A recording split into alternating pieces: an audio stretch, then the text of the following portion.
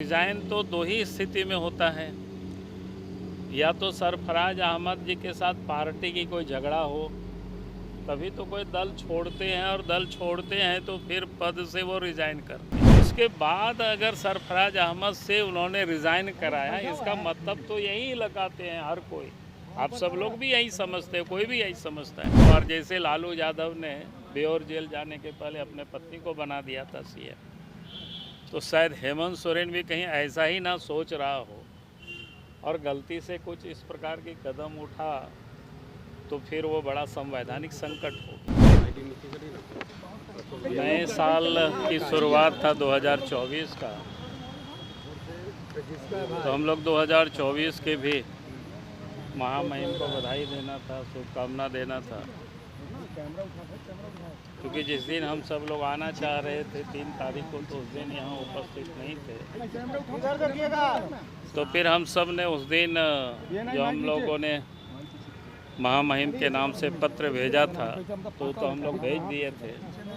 लेकिन जब वो उसी दिन ये बता दिए थे कि 8 तारीख को लौटेंगे, उसके बाद आप सब लोगों से अब प्रत्यक्ष मिल पाएंगे।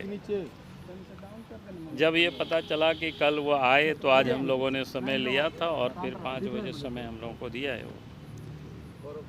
और पहले तो महामहिम से हम लोगों ने 2024 नए साल की हम सब लोग उनको बधाई दिए, शुभकामना दिए। और फिर से हम लोगों ने जो 3 तारीख को जो पत्र हम लोग भेजे थे महामहिम को, उसका हम सब लोगों ने उनको स्मरण कराए, और उनसे हम लोगों ने ये निवेदन किया है कि आज वर्तमान हेमंत सोरेन की सरकार है, वो जानबूझ करके संवैधानिक संकट को खड़ा करने की वो कोशिश कर रहे हैं। और इसलिए आप सब ने देखा कि पिछले दिनों उन्होंने एक विधायक गांडे से सरफराज अहमद जी को रिज़ाइन कराया। बड़ा अफरा तफरी थी कि उन्होंने विधायकों को भी बैठक में बुलाए, लेकिन हम सब ने कह दिया था कि भाई चूँकि अब 1 साल से भी कम समय बचा हुआ है और ऐसे स्थिति में चुनाव हो नहीं सकता है, और अब तो सुप्रीम कोर्ट का भी कल के जो वर्डिक्ट आ गया है, अब ये चुनाव संभव नहीं है। और हम कहेंगे कि 1 साल तो छोड़ दीजिए, झारखंड में तो 1 साल से भी कम समय, और कम समय यहाँ तक कि क्योंकि दिसंबर में चुनाव होना है, तो सितंबर अक्टूबर में ही आदर्श आचार संहिता लग जाता है, यानी चुनाव की जो प्रोसेस है वो पहले ही शुरू हो जाता है। अगर उस हिसाब से जोड़ेंगे तो मुश्किल से 7-8 महीना का समय बचा हुआ है। तो ऐसी हालत में कोई चुनाव कराना बिल्कुल गैर संवैधानिक है। हम सब लोगों ने उनसे निवेदन किया है, आपको जो आवेदन हम लोगों ने भेजा है उसे आप इलेक्शन कमीशन को भेज दीजिए। और हम सब लोगों की उन्होंने पूरी बातों को सुना है, और मैं समझता हूं कि जो विधि सम्मत होगी वही कार्रवाई वो करेंगे। ये सब हम लोगों को पूरा विश्वास है। लेकिन संविधान वो तो आज ने कह रहा है, नहीं तो रिजाइन क्यों कराया? रिजाइन तो दो ही स्थिति में होता है, या तो सरफराज अहमद जी के साथ पार्टी की कोई झगड़ा हो, तभी तो कोई दल छोड़ते हैं, और दल छोड़ते हैं तो फिर पद से वो रिजाइन करते हैं। तो उनकी कोई झगड़ा भी नहीं है। दूसरे दिन आप सब ने देखा कि जब 3 तारीख उनकी बैठक हुई थी, उस बैठक में सशरीर उपस्थित थे, जो मैंने आप ही सब लोगों का न्यूज़ को पढ़ा।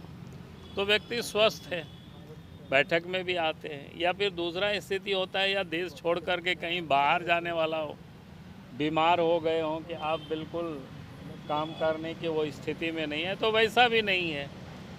उसके बाद अगर सरफराज अहमद से उन्होंने रिज़ाइन कराया, इसका मतलब तो यही लगाते हैं हर कोई। आप सब लोग भी यही समझते हैं, कोई भी यही समझता है। शायद कोई नए विधायक को, और जैसे लालू यादव ने बेओर जेल जाने के पहले अपने पत्नी को बना दिया था सीएम, तो शायद हेमंत सोरेन भी कहीं ऐसा ही ना सोच रहा हो और गलती से कुछ इस प्रकार की कदम उठा तो फिर वो बड़ा संवैधानिक संकट होगा। तो इसलिए हम लोगों ने पहले ही सचेत किया, और इसलिए आप देख रहे होंगे वो लोग भी कितना बाद में समझ में उन लोगों को आया। आपने देखा होगा इलेक्शन कमीशन से भी जा कर के वो लोगों ने स्टेट में मेमोरेंडम जा कर के दिया, और वो लोगों ने किस प्रकार के तर्क दिया। जिस समय विधानसभा आहूत हुआ था उस दिन को मानता है भाई, हर कोई जानता है विधानसभा जो गठित होता है इलेक्शन कमीशन करते हैं, और इलेक्शन कमीशन जब चुनाव समाप्त हो जाता है और इलेक्शन कमीशन करता है तो हर विधानसभा क्षेत्र के लिए रिटर्निंग ऑफिसर होते हैं, और चुनाव का परिणाम आते ही वो इलेक्शन कमीशन को लोग भेज देते हैं। और इलेक्शन कमीशन जब विधानसभा को कंस्टिट्यूट करते हैं तो विधानसभा सचिवालय को भेज देते हैं, यानी उसी दिन वो कंस्टिट्यूट हो जाता है। गवर्नमेंट अब जब बनावे, विधानसभा लोकसभा जब बुलाने आप बुलाइए, उसके लिए इलेक्शन कमीशन की कोई ज़रूरत नहीं है। तो आप सरकार कब बनाए, आपने विधानसभा से कब आहूत किया, ये विषय नहीं है। विषय तो ये होता है कि विधानसभा कब कंस्टिट्यूट हुआ।